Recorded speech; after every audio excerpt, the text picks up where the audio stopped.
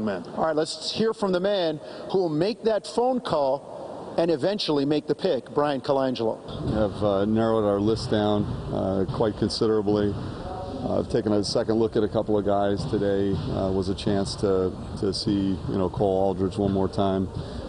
We've basically said that that there's a couple of bigs on the board, a couple of wings, and a couple of guards that we're interested in.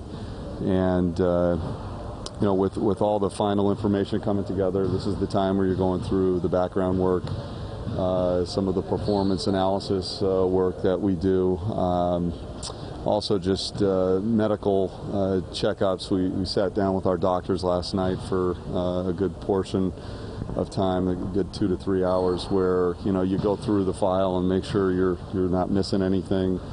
And that's, again, a culmination of all the things that has come about, whether it's Chicago or other medical information that's been processed and made available to us. So we're in the final throes, and there's a lot of uncertainty with the roster, so it leads to a lot of uncertainty with this pick. But with all that uncertainty roster-wise, we've said we're going to take the best player, a player that we feel has the most talent and the most upside, and someone that will fit this organization long-term.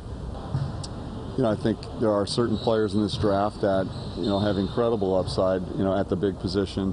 Whether or not we want to wait several years to have an impact, I think there's probably a couple of guys on the board that might be more of an immediate impact.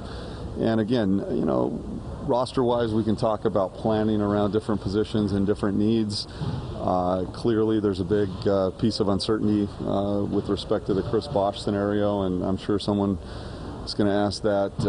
But we've got to be prepared for life with and without Chris. And if that means drafting a big, and this is a draft with multiple bigs that we feel are pretty decent, then so be it. But if there's another player on the board that we feel has got more talent, we'll look at that as well.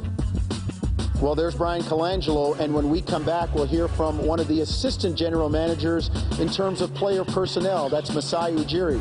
All that when this special edition of Raptors Today, the draft preview, rolls on.